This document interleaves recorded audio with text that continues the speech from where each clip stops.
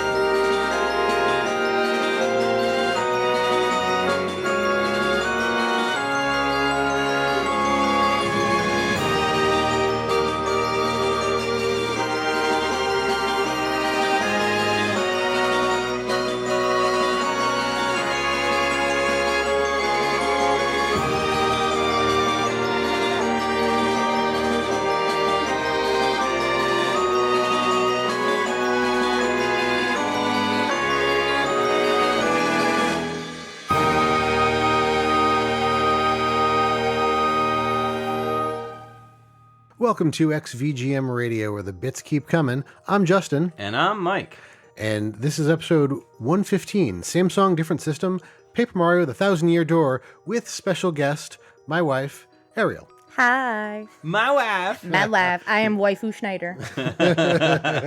Oh, Waifu Senpai. Oh, my God. So, yeah, tonight we are here to talk about a game that came out somewhat recently. I think we're a little behind the eight ball on this one. It came out earlier this year. Yes. Remade earlier this year. Thousand Year Door. We're going to compare the GameCube music to the Switch music. Definitely clearer and more pronounced instruments in the Switch version, but very, very much like a beat for beat. I think it's a few seconds shorter than the GameCube version too, but I mean, without looking at the timestamps, I couldn't tell. The GameCube sounded more synth versus I guess it with the hearing the hit or the attack, you feel like it's either a real instrument or it's a better synth that sounds like a real instrument. Yeah, the tail end of the track really gets uplifted quite a bit in the Switch version. The GameCube version, I think, stood out a little bit more to me in terms of the beginning. Like that beginning the whole thing feels very Final Fantasy to me. Yes, in fact, there's even a run of notes that to me harkens back to Final Fantasy VII. I can't remember the name of the song, but it's da da da da da da. Da. Actually, that might be Final Fantasy VIII. I think that's Balam Garden. Yeah. Okay. But other than that, yeah, it definitely has. I mean, it's an RPG, and they did work with Nobuo Uematsu on Super Mario RPG on the SNES. So I'm sure Nintendo took some ideas and learning from that and used it for the other Paper Mario RPGs. Didn't Yoko Shimomura also do that soundtrack? Yes, I think they might have primarily done that soundtrack, actually. But Yeah. I know Nobuo is credited, actually, he's just credited because they used the Final Fantasy IV battle themes. So. Okay, then yeah. I think Yoko Shimomura did the main soundtrack. Yes. And that also got a remake or re-release on the Switch too. So the Switch is eating good when it comes to Mario RPG games. My wallet is not, though. No, Yeah. and there's a new one coming out too. There's another one I think coming out. No, Origami or No. There's another one coming The out. Peach one? No. There's another one coming out. I don't know, because the Paper Mario games all declined after Thousand Year Door because they started introducing more cheesy gimmicks and less of the quality elements that made it just a good RPG. Yeah. As far as these tracks go, we've picked 2 songs each outside of the intro, which was, by the way, called An Awfully Long Time Ago. And the GameCube version of the soundtrack was composed by Yoshihito Hirano and Yuka Tsujiyoko. And the Switch version was composed by Kazuki Komai and Fumihiro Isobe. Yeah, we're going to get into their profiles as well. I mean, this came out originally on the GameCube in 2004, and I got it when it came out. Same. And loved it. I thought it was great. It was one of the few RPGs over the years that I played through the whole way through. Wow. I stuck with it and basically played it. Normally when I play an RPG, I get sidetracked and I'll start an RPG and then be like, oh, I got this other game here that I want to play and this other game. I have a very tumultuous relationship with the original game, though, because I played the first Paper Mario. Well, no, on the original release of Thousand Year Door, because I was in high school when it came out. Okay. And 2004, I would have been a God, freshman. you're so I know. young. I'm a baby. Still a baby. But yeah, I would have been a freshman when it came out. So when you beat the main game, there is the Pit of 100 Trials. And the Pit of 100 Trials at the bottom is a bone dragon. Spoiler alert, there's a bone dragon. Yeah. And they actually gave Bone Tail its own original theme in the Switch remake, which we can't do because they just had a generic dragon theme for the 3 dragons over the course of the game for the GameCube, and then they made unique themes, and it slaps so hard. But my problem was I could not beat Bone Tail, and I had done the math that I would have had to go back to the start of the pit to get enough experience to then get all the way back through it. And my previous save was at level 78. And I was like, I'm not going through the 100 pit trials again. No. And I just never did it. Oh. Huh. And now I've done it as an adult. Nice. Do you feel accomplished now? Yes. Yeah. Yeah. And then you just have to get back to the bottom of the pit a second time, though, because then there's another boss after Bone Tail. Oh, I don't remember if I attempted Bone Tail. I might have. And I might have ran into the same problem. Very difficult. Yeah, yeah. But I know I beat the game. I did actually beat this one. Okay. Did you get the remake of Super Mario RPG?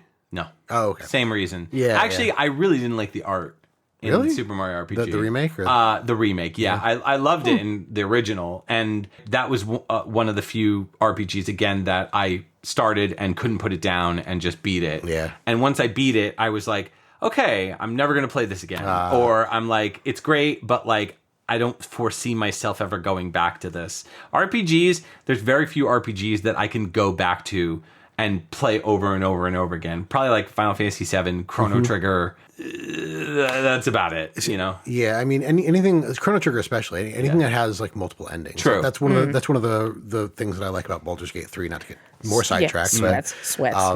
There's a million ways to play that game. But either way, staying on the Mario RPG topic, I never actually got into the paper games. I played Super Mario RPG on the SNES. Same, yeah. And then I wasn't really big into the GameCube. A lot of my friends had GameCube, so like I played the party games. Sure. But I never got into any of the dedicated stuff. Yeah. I did grab, was it Super Paper Mario on the Wii? And I got through about half of that. Yeah, I was gonna say I had the original Paper Mario. I never played Paper Mario RPG because that was before my time. But I got Paper Mario, The Thousand Year Door. I think I got Sticker Star, which was on the DS. I think I played the one on the Wii, though I have very minimal memories. I just remember playing like 4 or 5 of them, and by that 4th or 5th game being like, these games suck. Yeah. They used to be so good, and now they just Yeah, you know. I don't know. I also really like in the Paper Mario games specifically how you are battling on a stage and it is a show. Yes. That was always really cool. Very reminiscent of Super Mario Brothers 3. Yeah. I gotta say, I really prefer the GameCube version after listening to the 2 versions kind of back to back. I feel like there's just too much going on, and I like the more simplistic kind of vibe that intro brings with that GameCube version. For someone who generally prefers the GameCube one, I like the first half of the song for the GameCube one, but then I like the second half of the Switch one. Like where the drums... where the snare picks up. Yeah. I kind of feel the same way. Like overall, they're very similar. Definitely not the same at all. But yeah, the opening to the Switch version, I don't know what it is, but like the instruments that they're using, I don't like the sound quality on them as much as I do from the GameCube version. But like you were saying, when the snare picks up, it sounds more full. But to me, it doesn't sound overdone, kind of like what you were saying in general. Like I think it's like a half and half sort of thing. Yeah.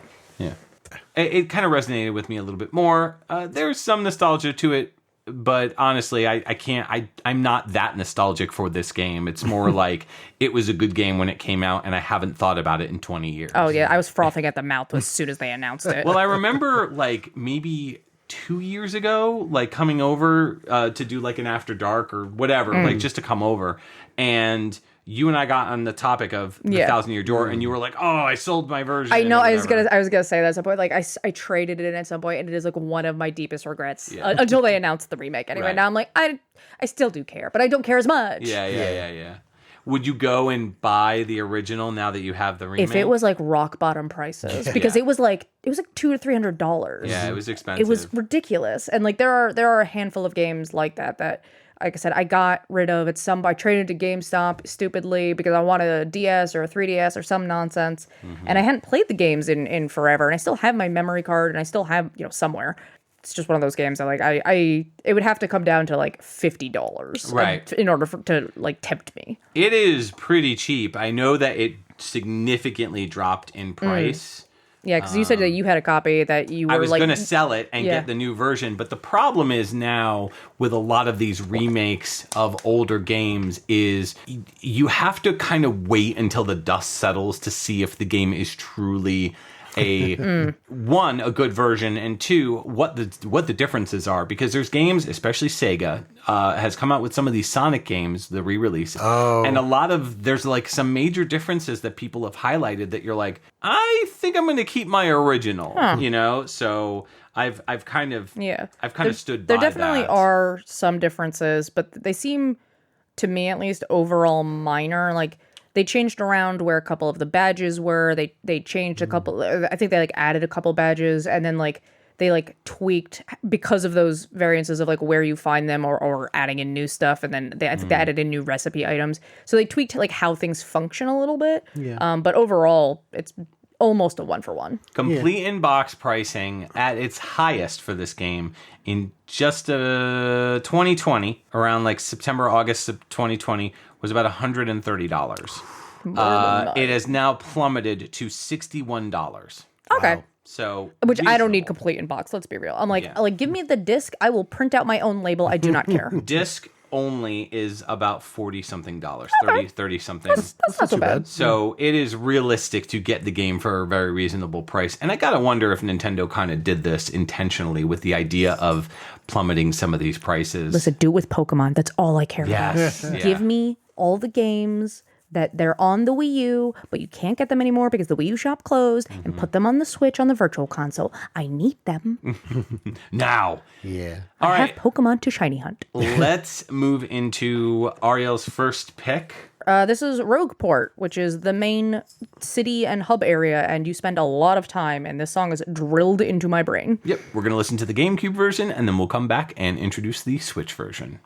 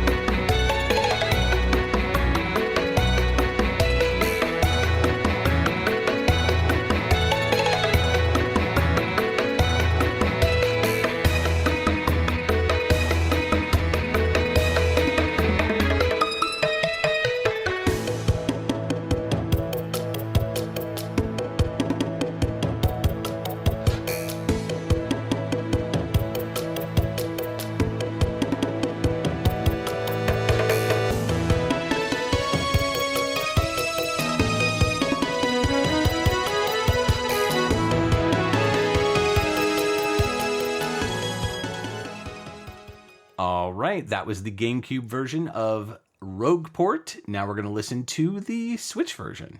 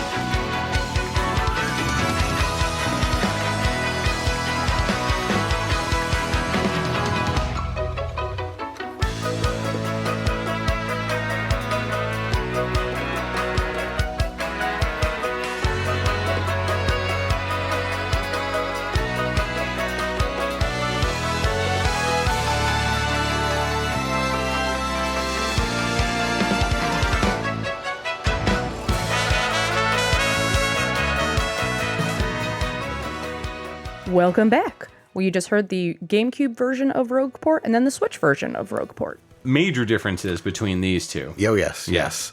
The later version, the Switch version, sounded so much more full and rich. And I love... Only thing I can think of to call it is like the snake salesman, that kind of like Arabian kind of vibe. I was going to say the Middle Eastern vibe. Well, so I mean, the whole point with Rogueport is that it's literally a rogue's port. It's, a bunch of criminals. There's a whole seedy underbelly. Half the town is above ground, half the town is below ground. And so, they tried to, it sounds to me anyway, like they tried to capture the maritime elements and then after the first part of it, switch to the seedy underbelly parts of it. Okay. Yeah, I like that part. It's quick. It doesn't stick around too long, but it doesn't overstay its welcome. It's cool. It's very different from something like with a similar Arabian vibe, like Shantae, for example. Oh, right, which is kind of consistent. Pretty much consistently all Arabian. So, No.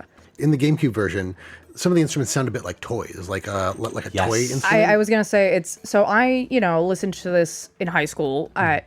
Respectable volumes for, do not listen to things too loudly. And then even, on the Switch version, in Rogueport, there's a shop where you can buy badges to get abilities. And one of the badges you could buy for like 5 coins, and it's 0 badge points to equip, gives you all of the GameCube audio. Oh, cool. So that's how I played on the Switch, was I got that immediately, and I only listened to the GameCube songs. But even then, I don't listen to music very loudly. It's just not my thing.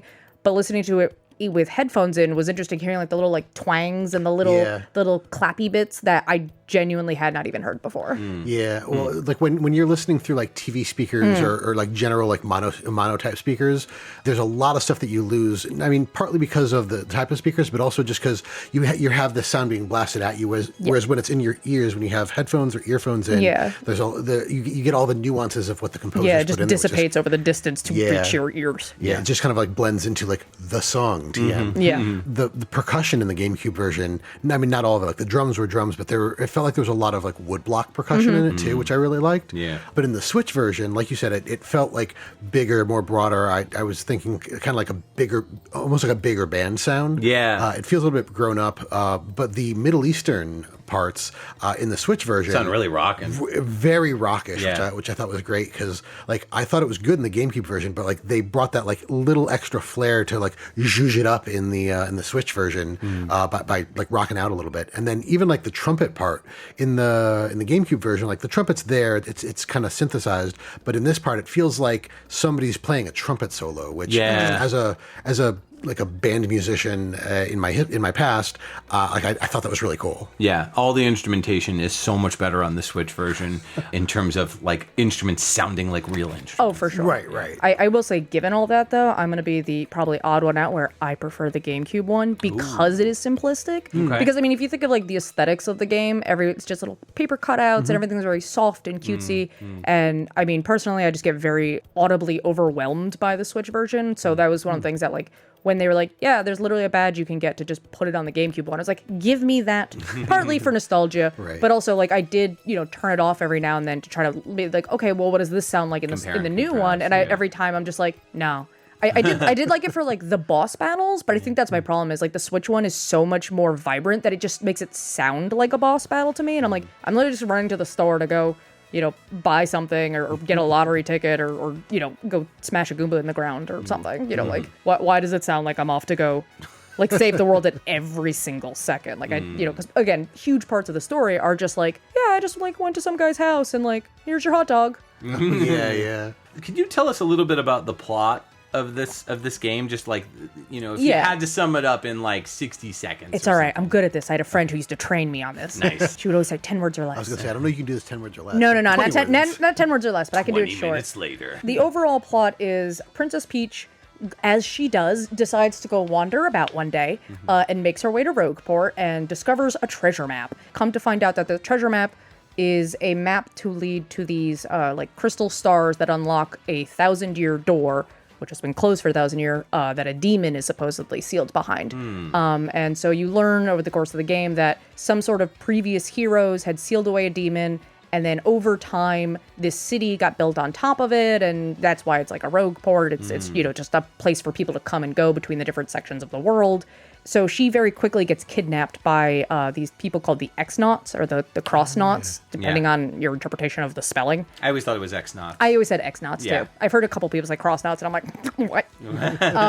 No, but so... I blame Sony. Yeah. So the X-Nauts, they're a bit of a bumbling band of bad guys led by one, big head honcho guy, and they're trying to also collect these stars to unseal the door to harness the power of the demon and take over the world.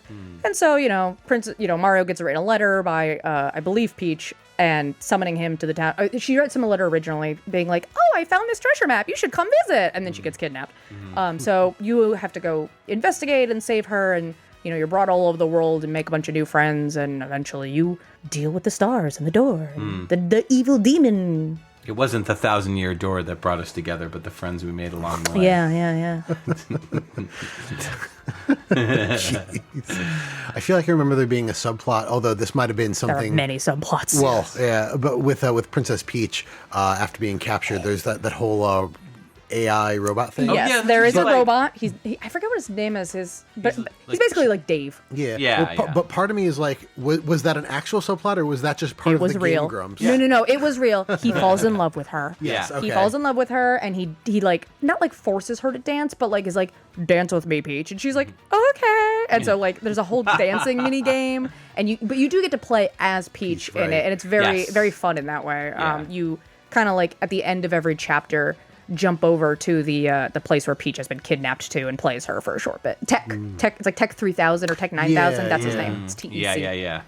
Yeah, there's and also... then, I was like, in the end, spoiler alert, he sacrifices himself. Oh. Yeah, like literally at the very end, he like gains sentience and humanity, and it's like, I will do this to save Peach. I will shut myself down to save Peach. Yes. And like it's very weird and dramatic, creepy, but that's what I vaguely remember. But again, it was just like, oh, was that something the Game Grumps were adding to with their own funny stuff? But no, I guess that was real. Nice. All right, let's get into our next track. This is Justin's pick. What do you got for us? All right, we're going to listen to Battle Macho Grubba. Sounds good. We're going to start with the GameCube version, and then we'll come back and do the other.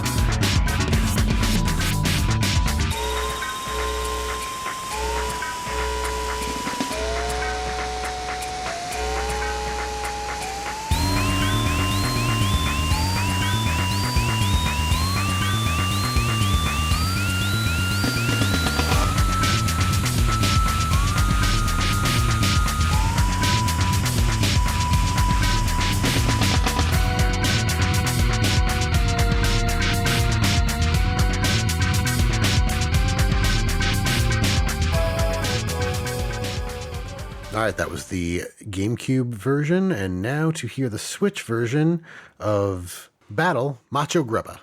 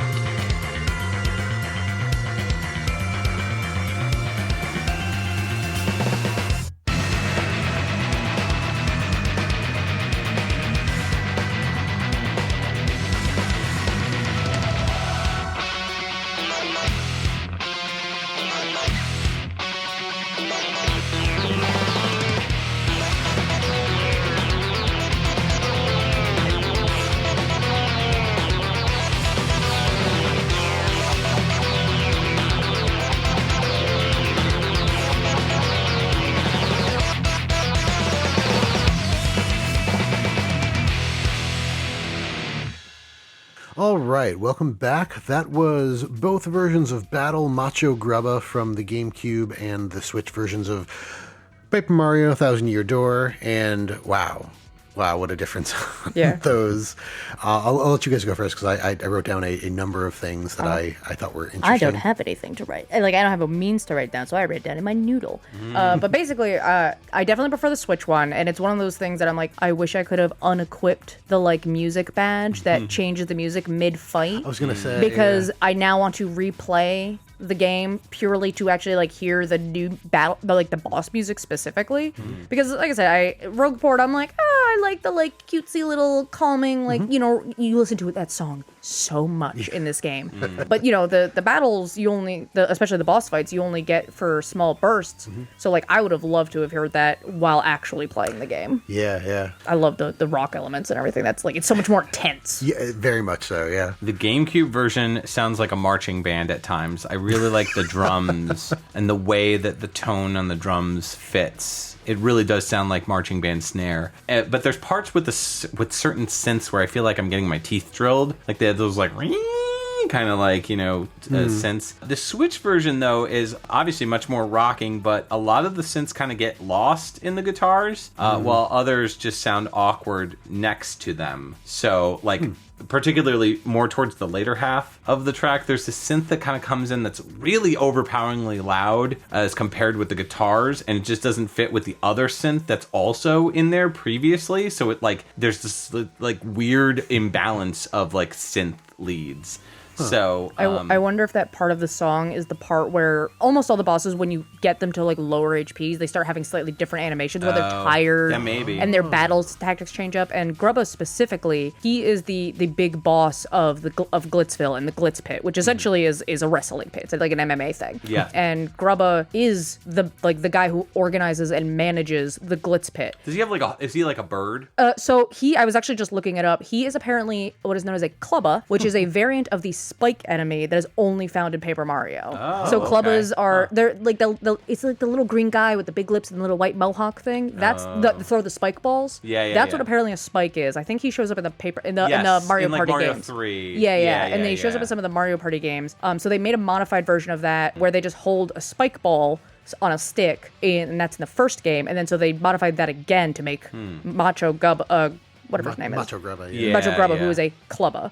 But so basically he was a former fighter of the Glitz Pit who eventually took over it, and like, you know, he retired, and he's the boss, and he's just a real sleaze. He's that very promoter, like, hey kid, what's going, or whatever. So like, I feel like a lot of those like weird irregularities are probably trying to highlight the variance in his personality and like the like eeriness of him, and also the nature of why you're even fighting him, because he's actually one of the few bosses who's unrelated to the X-Nauts and the Shadow big boss thing demon, and like he's just a jerk. Yeah, I was gonna say he's just his own jerk. Yeah. On the GameCube version, it was an interesting listen. I wasn't familiar with this track. I noted how like the flute in the GameCube version was fairly breathy. Yeah.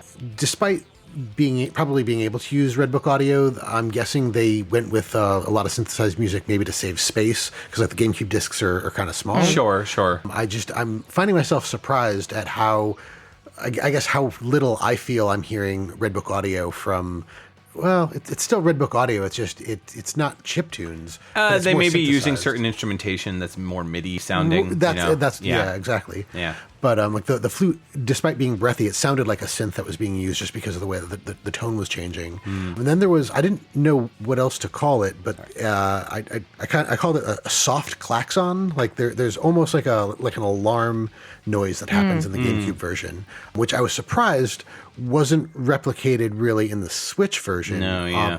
But what I did notice in the Switch version that was new was this weird like groaning / vocal fry noise. And I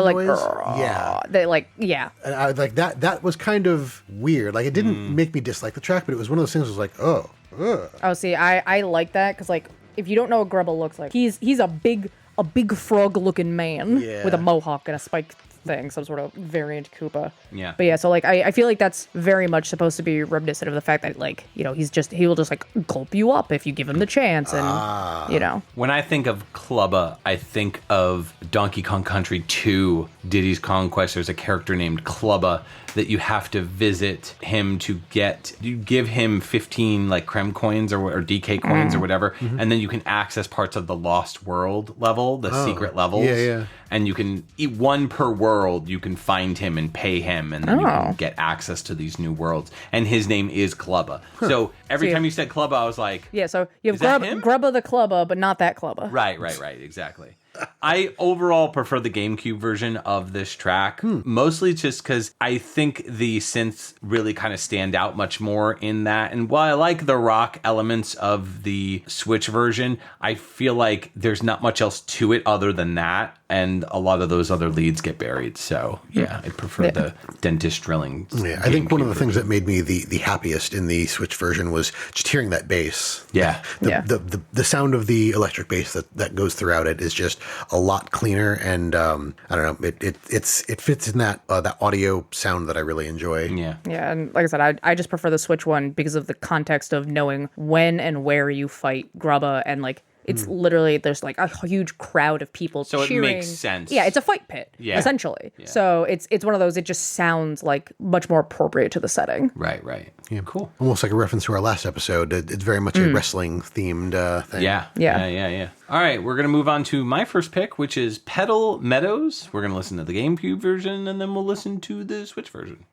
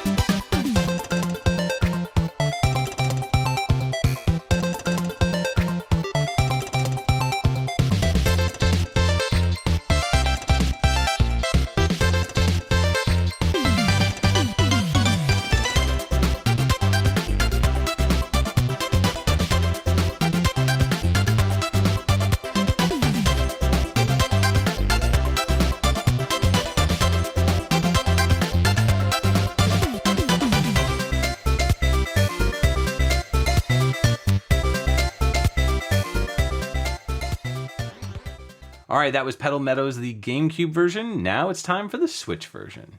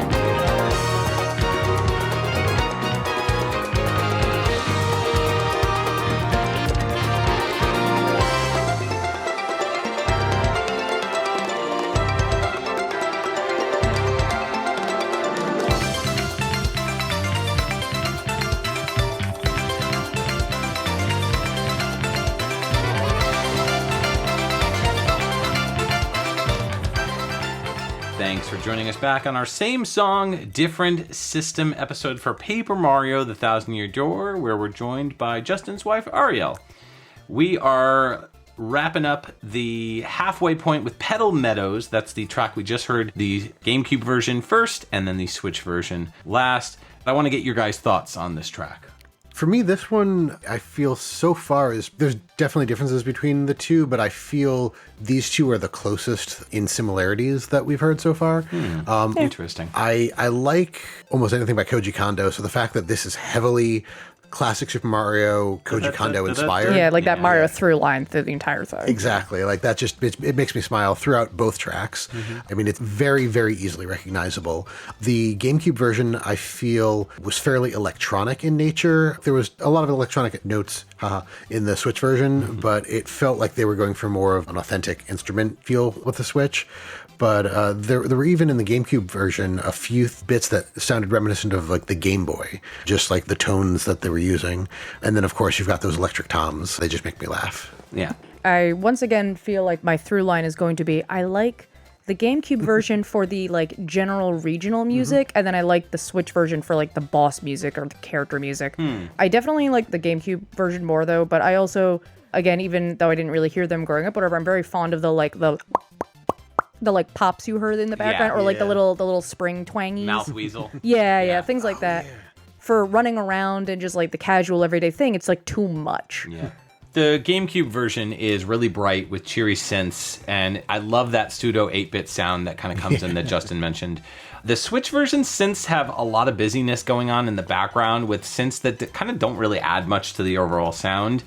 And it's like missing those 8-bit references, which I thought really gave the track a lot of character. Especially with how you have that through line of the classic Mario track. Yeah, like the beginning of the track has that Mario da-da-da-da-da-da, and then when they bring in that 8-bit style a little bit later, it just kind of really makes your ears perk up. I will say the Switch version had really great instrumentation with those violins and the horns, and there was a little, I think it was like a saxophone. Yeah. Like a really kind of quiet saxophone. It wasn't like a lead sax or anything. So that all sounded great, but I agree with Ariel. I think the GameCube version is better. Yeah. It's one of those things where it's like, the Switch versions that I don't like, it's not that they're bad. They're beautiful pieces of music. Yeah. They're just not what I want. Right. I mean, it's a preference thing. Yeah, but I mean, it's like I said, it's weird though, because it's like, I want the Switch ones, the big music and the big instruments for when it like feels really impactful, and then I just want them to tone it back for when I'm just like, I'm running around a field and just jumping on some Goombas. Right. That's fair. That makes sense. So what are some of the characters that you kind of team up with? I know Goombella. Yeah. That one was one of the first characters that you run into in Rogueport. Yep. And she was pretty memorable. I mean, basically a female, like late teenage kind of she's vibe. like late teenage, early college days, like archaeology student, essentially. Yeah. And so she's working with the Professor Goomba, who's got these crazy eyes and like Doc Brown, like crazy white tufts of hair. Marty. Yeah, basically. That's basically what I imagine his voice is, because they don't have real voices. Yeah. So there's Goombella. My favorite is the small Yoshi character you get in Glitzville, who you hatch. And you get to name him. He has like a little tuft of red hair, right? Well, so here's the thing. His color depends on how long you wait to hatch the egg. Oh, really? Yeah. You do a certain number of fights and he hatches at a particular story point. But you can change what color he comes out, which changes his base color and his hair color and his shoe color, depending on how long you actually wait to do that fight. It's like a 20-minute time span for every color, like over the course of whatever. So if you just wait 20 minutes, it cycles back to the first option. Oh, wow. Yeah. I didn't know that. That's really cool. So I went for the orange one on my Switch playthrough because I didn't know that. I think I got the black one back in the day, and I named him Batman because he's like black with like red hair and red shoes. So it's just like, he's Batman. There's him. There's in Petal Meadow, you get the Koopa, who's Koops the Koopa. Oops. Unlike the first Paper Mario, he's not a Para-Koopa. He's a normal, just ground Koopa, and he's like a shy nerd, essentially. He's kind of like afraid. Yeah, he's afraid of everything. And so he's like, I have to go prove myself. I'm going to go with Mario. And you're like, okay, kid. Yeah. There's a former theater actress named... the Wind Spirit. Named Flurry. Madame Flurry. Yeah. She's ridiculous. One of my favorites is the Bomb-Omb. Oh, God. Admiral Bobbery? Admiral Bobbery. Yes, Bobbery. His backstory is so intense for this game, which like I don't want to say because like if someone actually, plays the game and has never played it before, I don't want to give away everything. But like his backstory will literally make you weep. Vivian is the ghost. And I love Vivian, and I'm very upset because she doesn't have an original theme in the GameCube version, and I wanted to pick her theme for the Switch one because the other bit of important information that I love is they finally canonized that Vivian is trans. Yes. Oh, Yes. yeah. Because in I the original remember Japanese version. That's right. The English and German version, they removed all references to her being trans. Yeah, the English The localizations. Yeah, the localizations. Yeah, they removed all references to her being trans because it was early 2000s, so they were like, oh no, we can't have that political agenda. And I'm Right. people are people, let people be people. Yeah. We stand a trans queen. But yeah, so in this game, they actually very specifically maintained the dialogue of her being like, yeah, so I wasn't always a ghost sister. Yeah. And Mario's like, okay. Cool. And she's like, and you're okay with that? And he's like, yeah, let's go. Yeah. He's just like, okay. Yeah. It's cool. It's very sweet. But That's really I cool. love Vivian. She has very good powers. She's sisters with like two other ghosts that come up later in the game. Yeah, that are it's kind of like villains. Bedlam is the eldest sister, and she is just Awful. very mean, very cruel. I will say, thankfully, they don't really go into the like anti-trans jokes. They just pick on her because they're just mean. Yeah, they're just mean. They just call her stupid, basically. Yeah. And then there's a middle sister who basically doesn't speak. I don't remember what her name is, but she's big and heavyset, and she just kind of goes, oh, like the muscle of There's the a group. little bit Marilyn. of a Cinderella vibe kind of going on. I was Yes. literally going to say it's a Cinderella story. Yeah. But yeah, You're a Cinderella story. Nice. Marilyn, okay. Marilyn's the other one. She's the muscle, Bedlam is the brains, and Vivian is like the sweet one, essentially. That's cool. Yeah, and I'm then- glad that I was wondering about that if they were gonna when they did the Switch version if they were gonna make it right. They did right. That's- Thank heavens. Yeah, Let's be yeah, real. Technically, they're not ghosts; they're like shadow creatures. Or Yeah. shadows. Oh, right. I mean, they look like ghosts. Yeah. And then there's another character that is also ghost-like / shadow-like named Dupless, who's neither. Yeah. He's neither the ghost sisters, and then he's not a boo.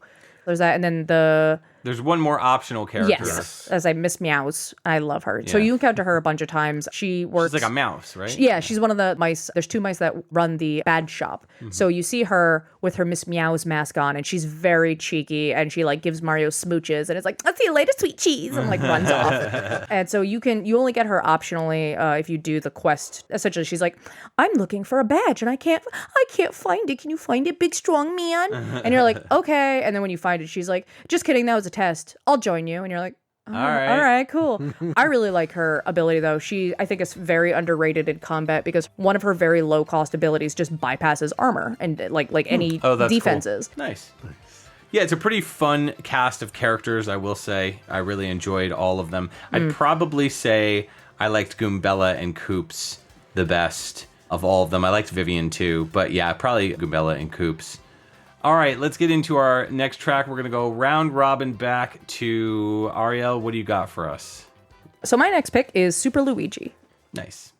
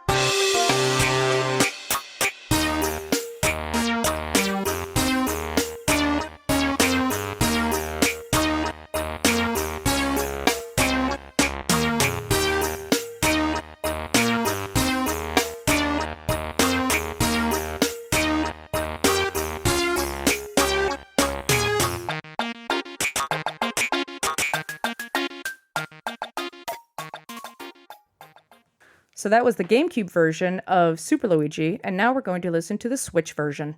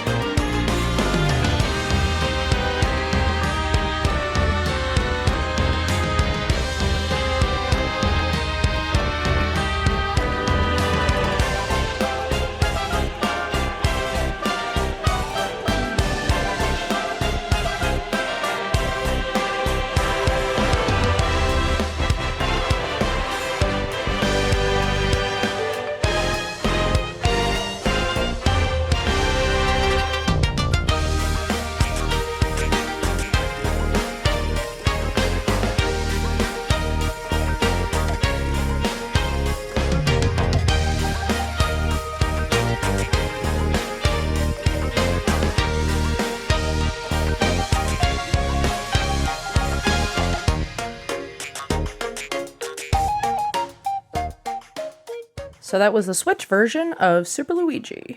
Yeah. Oh, man. That was fun. So I have way more feels about the Switch version of the song than I thought I would have because, again, I had not listened to the new version. And so the context of where you hear this is Luigi is in the game. Like, sometimes he appears in the audience, but primarily you run into him in Rogueport, and he's like, "Oh, Mario, I'm also off on a grand adventure." And you're like, "Sure you are, Luigi. What's going on?" He's like, "Oh, I stumbled upon a treasure map, and I have to save Princessy Claire from the evil Waffle King." And you're like, "What?"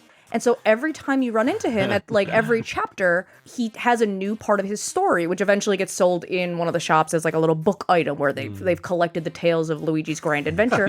But it's all like bakery food themed.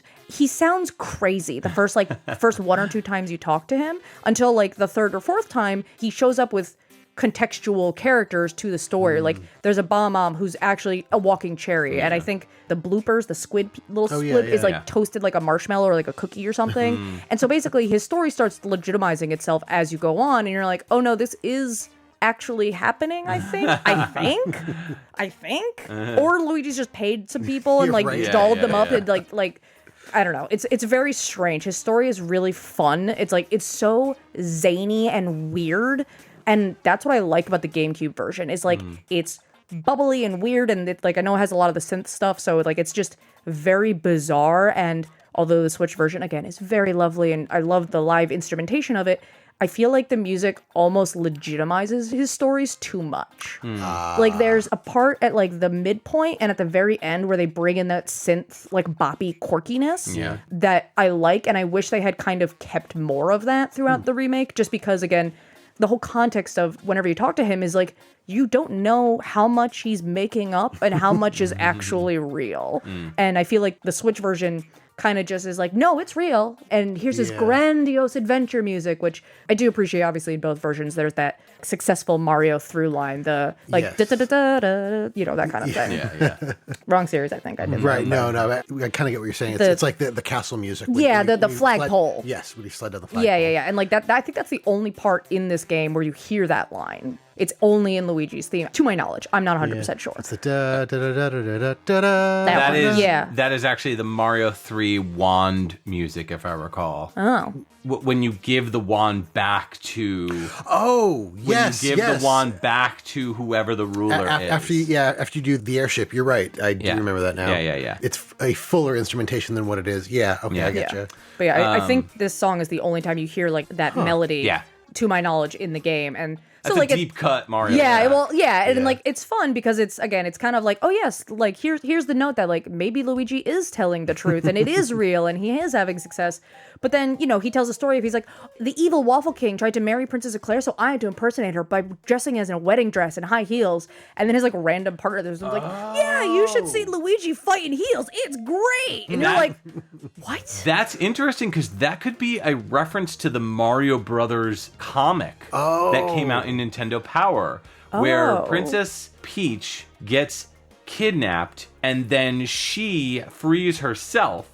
Then I think Mario gets kidnapped, so they end up sending the princess back, but it's not the princess, it's Luigi in a dress. Oh, weird. Yeah, no, I just know that's interesting. I just know that at one point he tells you how he had to like fight the Waffle King on top of a volcano in a wedding dress and high heels. Yeah. And you're like, that's funny. Like literally like, what is happening? And it's just his stories are so bonkers. The GameCube version has some, I wrote down squishy synths. Yeah, you know? It's very it's like oompa, like oompa, like polka. Yeah. There's not a ton of percussion in the GameCube version. I love the Mario 3 wand music reference in both, but I think I preferred the GameCube version overall. Again, the Switch, they kept some of those synths, but again, they're just too vibrant and there's just too much going on. I think the minimalist vibe of this track on the GameCube really kind of serves the purpose of the story and the characters. Exactly. Yeah. See, knowing the context, I can kind of backpedal to that, but what I originally wrote down is, this feels very simple, and then why they gotta do Luigi like that? Like, he's a goof. No, he's I just know. a little goofy man. But so knowing the context now, it makes more sense, but like just hearing the GameCube version, I was just like, man, like, why you gotta do him like that? Like, this song feels like an insult to him. Yeah. And then there's a part of it where it gets a little, I don't want to say dark, but there's a part of it that feels almost like a slightly brighter ghost hunting tune, which, considering Luigi's Mansion came out in 2001, this came out in 2004, they could have actually been directly referencing that, but I wasn't sure. I put down that last bit sounds like the victory theme, which is what you were talking about. Yeah. But for the Switch version, we go from like this electronic synth to a pan flute, and to me, again, the context is king here, but this felt like a better version of what I would like to hear for Luigi, because I'm not like a Luigi super fan, but I do feel like Luigi gets... He gets the short end of the stick a lot. A lot of times in the newer Super Mario games, if you can choose who to play as, I usually play as Luigi just because I feel like he doesn't get enough screen time. The theme that I picked up in the Switch version that I didn't pick up in the GameCube version, after that, like that victory theme, if you listen, it's not the same melody, but the chord progression matches, again, that classic Super Mario da-da-da-da-da-da-da. And it just, I didn't hear it in the GameCube version. Then the Switch, I was like, I kind of heard it on the first loop, and then I was listening for it in the second loop, and I was like, yeah, no, that is the same chord progression. Oh, you see, like, that's a really fun addition. And I don't have a very good ear, so I don't hear a lot of that stuff. I listen to everything in the context of when you hear it in the game, so that's kind of what my perspective is for the most part. But yeah, no, they definitely play up how much of a ham Luigi is, and he very much in this game is kind of like pining after the heroism that Mario has. Like, everyone looks to Mario for help, and Luigi just wants to be that guy. Right. Again, you think that he makes it up, and over time it seems actually kind of legitimate, but it's like we never see the Waffle King and we never see Princess Eclair in any Mario media ever again. And it's one of those things that like I would love for them to make Paper Luigi and give us those games. I would like, obviously you're not going to get the whole story because there's a lot that he has to leave out, because literally when you're talking to him, again, Mario dozes off. Like he talks so much. And it's like full dialogue bubbles in, and it just keeps going to the point that Mario and his companion, whoever's out, will doze off, and eventually once he stops, he's like, you're like, yeah, I was totally listening. Great adventure. And then they get published into books in the game. Somebody from Nintendo is listening right now, and they're just like writing this down. Like, please, Nintendo, give us Paper Luigi. I will pay you $60 real right now to play Paper Luigi, where he rescues Princess Eclair. That's it. That would be, we just an want to see interesting thing to do. Yeah. So let's talk about the composers. So the GameCube version we're going to tackle first. The two composers were Yoshito Harano and Yuka Tsujiyoko. So Yoshito Harano started off doing Fire Emblem sound support in 2003 on the Game Boy Advance and worked with a lot of the Fire Emblem games over the years. Kind of took a break and did Advance Wars 2 the same year. But then after Paper Mario, worked on Fire Emblem The Sacred Stones, Fire Emblem Path of Radiance, went back to Advance Wars for Dual Strike, worked on the Dance Dance Revolution Mario Mix game, doing Miss Meow's song, doing original composition, which they were uncredited for, unfortunately. And then kind of finished up with Fire Emblem Radiant Dawn and Advance Wars Days of Ruin. They really haven't done much else since then, so went on to do other things, but that's it. Yeah, pretty much. Yuka Tsujiyoko, on the other hand, still active as of 2023, but I think they are the Fire Emblem composer. That checks out, yeah. They started out with Fire Emblem Shadow Dragon and the Blade of Light in 1990 on the NES. Right. And then Fire Emblem Gaiden in 92 on the NES, so they started way, way back, and they're still going, which is amazing. Very much the Fire Emblem composer, most likely. Don't quote me on this, but I'm pretty sure every Fire Emblem game is here with Yuka as the music composer. Either that or sound supervisor, right? Right. You've got Tetris Attack, both the SNES and Game Boy versions in 96. I love Tetris Attack soundtrack. That's why I wanted to call that out, because I was like, oh, that's so that's good. a good one. It's super chill. They also did Paper Mario in 2000. They also worked on that same Ms. Meow's song in the Dance Dance Revolution Mario Mix. Oh, okay. They did music arrangement for Super Smash Bros. Brawl, Pokemon Picross in 2015 on the 3DS, and then more recently Super Smash Bros. Ultimate, who didn't compose on that. Yeah. They did music arrangement. And then in 2019, Fire Emblem Three Houses, and 2023, Fire Emblem Engage. So, like I said, big Fire Emblem composer, and did a lot of the earlier Paper Mario stuff too. Yeah, I think more they're just now on for sound support when it comes to supervising over the role of the composer for Fire Emblem. Yeah, I mean they've been in it for 30 years, so that it's pretty much usually like they move on to that kind of stuff. Like Fire Emblem's Koji Kondo, basically. Yes. Yeah, exactly. Yeah. All right. Let's get into your next pick. Yeah, my next and last pick. This is going to be Mario Brothers House. Sweet.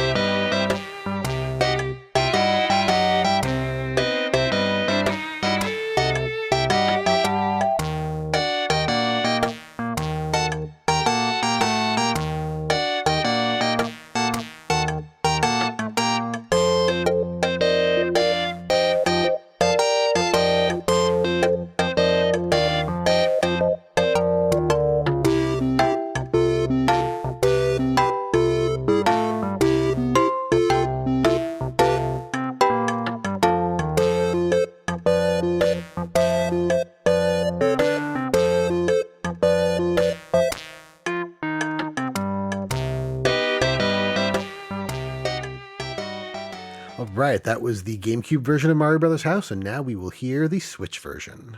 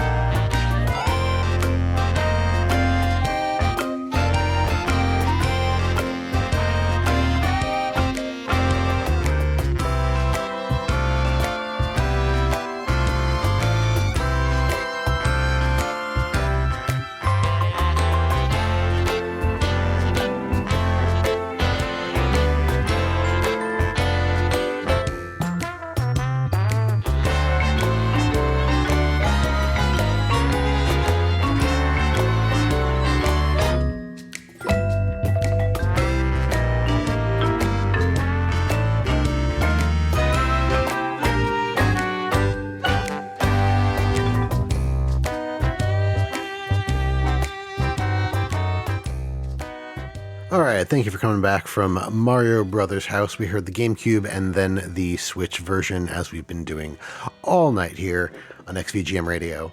So this one made me laugh a bit because I do like the GameCube version. Something about taking a kind of well-known track or a couple of well-known tracks and then just making them really chill and really laid back.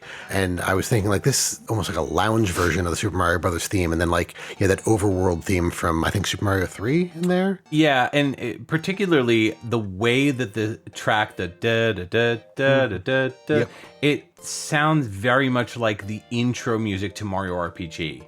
Oh, yeah. The sound and tone and style of it very much harkens back to that very beginning opening when like Princess Toadstool is like picking flowers and like, you know, hanging out. So. Yeah, well, I mean, and the only time you hear this music is basically at the very start of the game, and then after you beat the main storyline boss, you know, Mario goes back home, so you hear it again.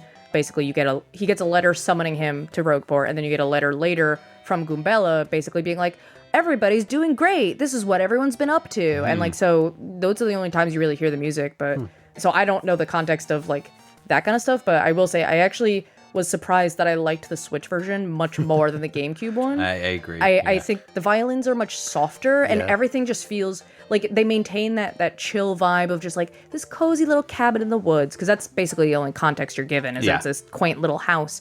Some of the synths, I think, of the GameCube version become like almost grating on the ears after a while. Like it's still very boppy and chill overall, but like they turned them into more like violins and flutes, and it serves it well.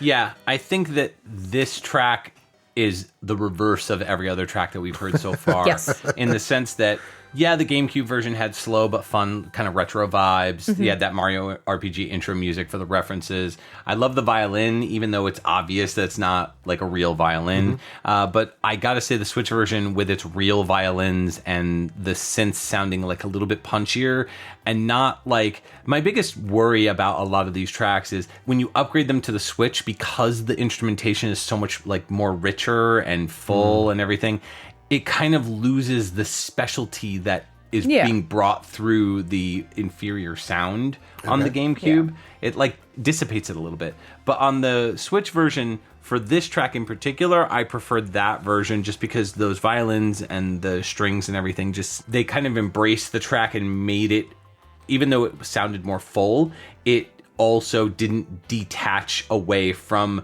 those fun retro vibes that the GameCube version had. Those didn't disappear. Those were still there. Yeah, it feels like it enhanced what it's supposed to be instead of just making it the big band version. Right. And that's the thing, like the GameCube version, I got that feeling of like, oh, this is kind of like a lounge version. And then with the Switch version, you've got like the snaps and that violin, like you were saying, like this is now the jazz lounge version. And where is Richard Cheese with the lyrics? Yes, exactly. So it's just that one was a lot of fun. Yeah. They definitely capture the cozy, quaint, like countryside life. Agreed. So the Switch version's composers, Kazuki Komai and Fumihiro Isobe. The first one, Kazuki Komai, really does not have a ton of credits for audio. They started off in Fire Emblem Echoes Shadows of Valentia in 2017 doing sound support, and then moved on to WarioWare Gold the following year. After that, they did Paper Mario the Origami King, Fire Emblem Engage, and this game, Paper Mario the Thousand Year Door.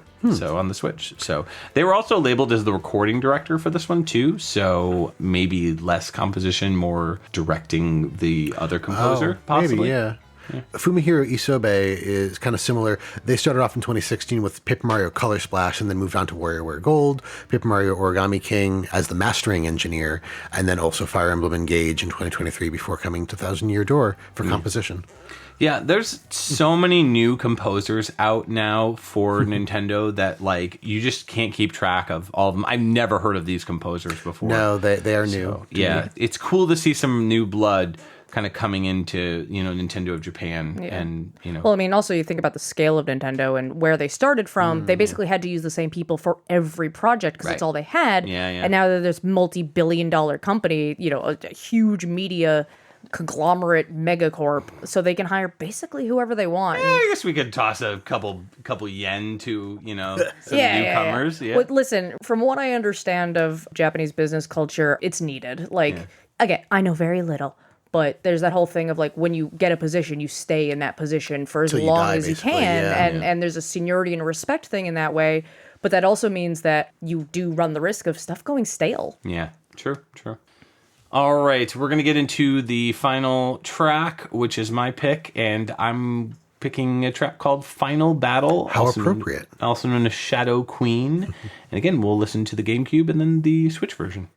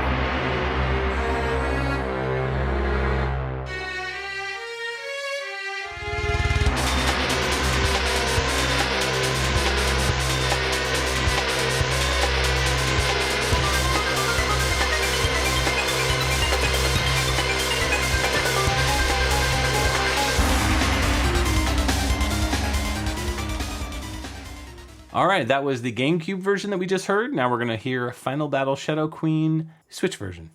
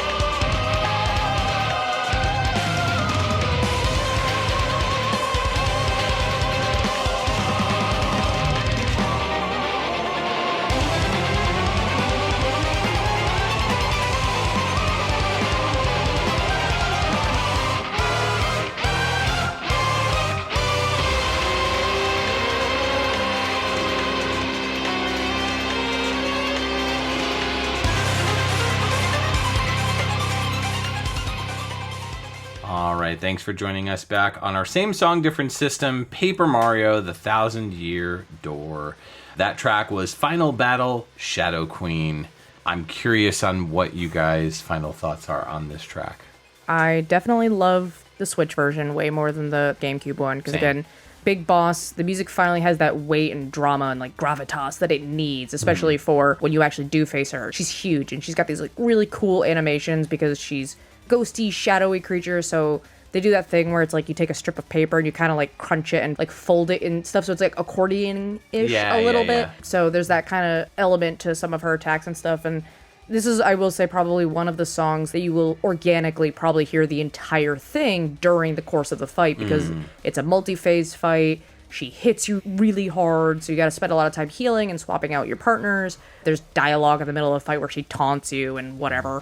So, like, it's a long track, but you will actually hear the entirety of it unless you're, like, speedrunning it or something. Yeah. To give context, too, essentially Mario is able to open the 1,000-year door, but what comes out is the Shadow Queen. And Grodus, who is the leader of the X-Nauts, ends up using Peach as kind of like a human sacrifice. Yeah, like a sacrifice into the Shadow Queen, so Peach becomes the Shadow Queen. Yeah, the Shadow Queen possesses Peach, and that's the whole reason she's specifically been kept alive that whole time and well taken care of, is because they were like, well, we need a good host. Yeah. So that's the demon mentioned earlier in the plot, where they mentioned that a demon is been sealed away, bright evil. Yeah, she's a really cool enemy to fight, and like I said, it's a very difficult fight, genuinely. The parts that I love in the Switch version, especially, is that vibe of like, oh, the choir has started. That we're fighting the great evil big boss guy. You know, like when you hear the Latin singing, you know you're doomed. If only they were singing in Latin, not just vocalizing. Yeah, I was gonna say that those are the parts that really stood out to me. Was the much more masculine, like oh whatever, and then there are elements of like a higher, more feminine pitched choir vocalizations throughout it, and I really like those in the. And then the much heavier like rock elements, right. Especially at the start of the song. Yeah, definitely leaned into metal. I mean, just between the heavy guitars and then you got like the double bass pedal going on. The other fighting track felt kind of like light metal. This felt like heavy metal. Yeah, for sure. Just like all the way. I did like a number of things about the GameCube track. Like I liked the beginning of the track had this like heavier chiptune feel. Yeah. I mean, it's like, taking the GameCube and doing like a nostalgia thing during the GameCube music. Like, hey, remember chiptunes from a bunch of years ago? So, and I'm just a sucker for good chiptunes. So like that kind of caught me. I also thought there was some pretty good instrumentation on it. There was like the piano that they used was very clear and just like a lot of low piano droning, and the violin kind of stood out. And then on top of that, I thought it was kind of a weird decision, but it worked in the context of the song. There was a lot of sound effects built into the GameCube version, just like things I'm like, that's not an instrument, that's just like sound effects from the game. The Switch version, obviously, like you completely lose the chiptune for the obvious reasons of it's a little difficult to have chiptunes stand out when you've got these heavy metal rock and guitars. But the vocals confused me, because at first I heard the vocals and I was like, oh, wow, synth vocals, that's an interesting choice. And then like the second round of vocals you get, I suddenly wasn't sure if it was synth or if they actually had recorded people. The reason that I thought they were synth to begin with is because like there's virtually like no attack on them. They're just like, they're there, like it's immediate. And like, yes, you can do that with your voice, but like that gave me a feeling of like somebody was hitting a keyboard and these were synthesized. Like there was no build up. Right. But then, like I said, like the second round of vocals that you get where like there's the male and female vocals going, I suddenly wasn't sure if they were synthesized or not. Yeah. I'm a good sucker for some metal in a final boss battle, but I will say I did really like the electronic elements in the GameCube version, but I thought that it was good that those got a little lost in the Switch version this time around. I feel like the Switch version is it's like an entirely different track in so many ways. But I guess the best comparison that I could make for this is it's like hearing One Wing Angel in Final Fantasy VII and then watching Advent Children. Oh my God. Because so Uematsu did all of the music like metal style, so you've got those really chuggy guitars and everything in this version, in the Switch version here. I like that. Like I said, I'm a sucker for it. My biggest concern is always, does this take away from what the original was trying to portray. And in all honesty, I think that this enhanced, Agreed. very much so enhanced the original version to the point where it's like, it's the superior version. Yeah, kind of like with the Super Mario House song, where it's like, it's not just, we made it big brass version. It's like, we made it what it should have been the first time around, and we just didn't have the technology at the time. Yeah. We have the technology, but don't want to spend a lot of money. Yeah. Cool.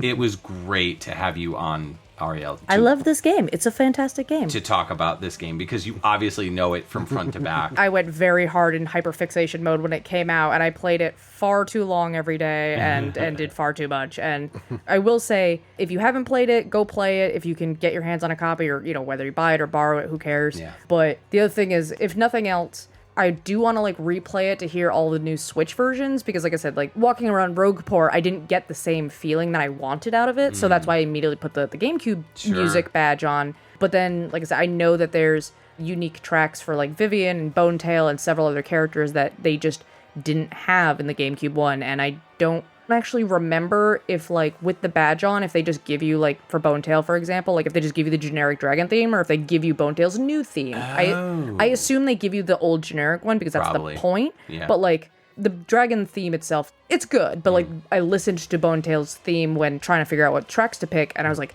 dang, this slaps hard. It's just so good. So now's the time of the episode where we pick our favorite tracks of each version, I guess you could say, right? Oh, yeah, we can do that. Yeah. So I guess we'll let the guest go first. Of these tracks, my favorite Switch one is probably the Shadow Queen, because it just hits so good. It's just, you can't beat it. And then for the GameCube one, I'll probably just go Rogueport, because like I said, that song is drilled into my brain, and it's so memorable, and you spend so much time in Rogueport, and you hear it so much that even if you don't like it when you first start playing the game, eventually you just find yourself bopping to it. Yeah. That's fair. I'm pretty much on point with you. I think the GameCube Rogueport is also kind of drilled into my brain, just because I remember spending so much time in Rogueport in the beginning of the game. And even when you're not doing anything, and you're like, I just gotta take a break, and I gotta go grab a sandwich or something, you're probably in Rogueport, and so it's just on in the background even when you're not playing the game. Right. And I'd go with the Switch version of the Final Battle Shadow Queen. Yeah. For the Switch version, I think my favorite track was really the Mario Brothers house. Just something about that jazz lounge really hit me right.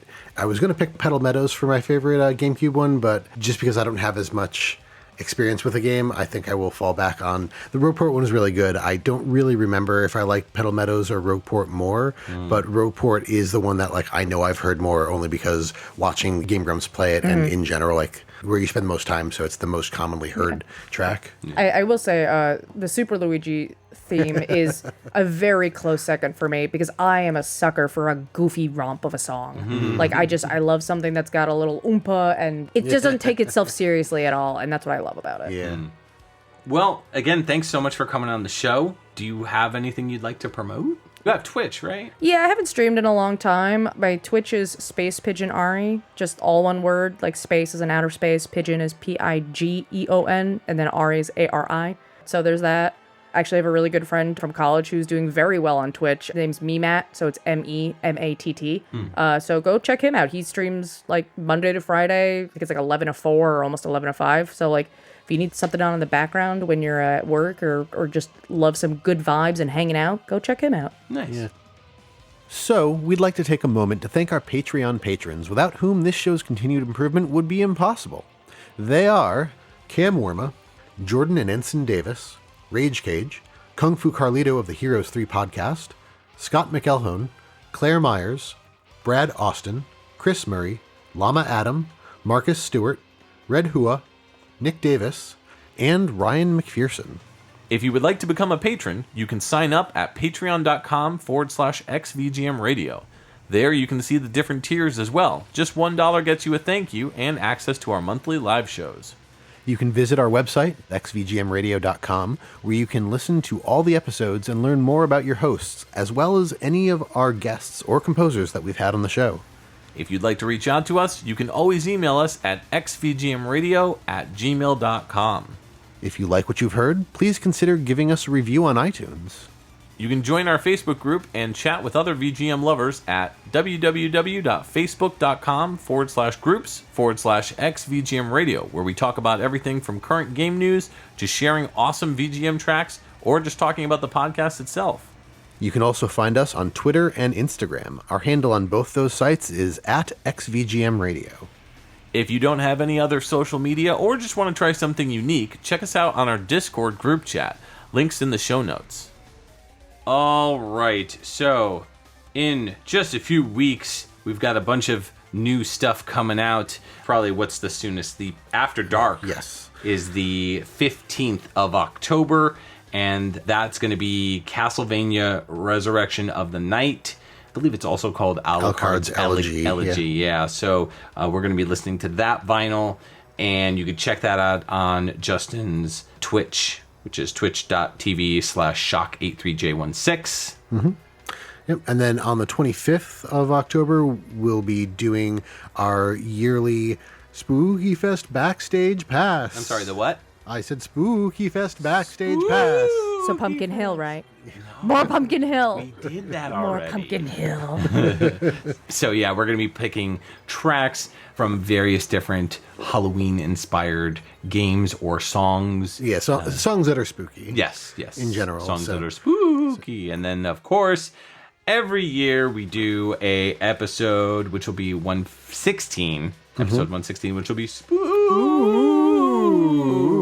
Fest 2024, our pseudo outdoor event where in Mike's backyard. In my backyard, which we absolutely don't record indoors. Nope. The patrons are there and walking around and requesting stuff. It's being all zombies. It's all legit. Can confirm. Yes. So it's a great time. So join us in just a couple weeks for that. And that's all I got. Yeah. No, I think that's it. That covers it. So this is Mike and Justin signing off for XVGM Radio.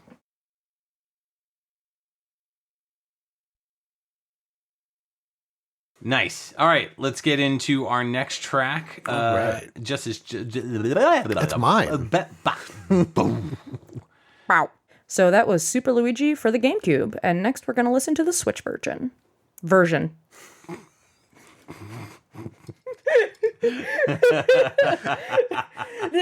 You really still record? This is going to be an outtake. Listen. Luigi is a virgin when you hear his story, let me tell you. Super virgin. Yeah. All right, you want to do it again? Yeah. Okay. Yeah.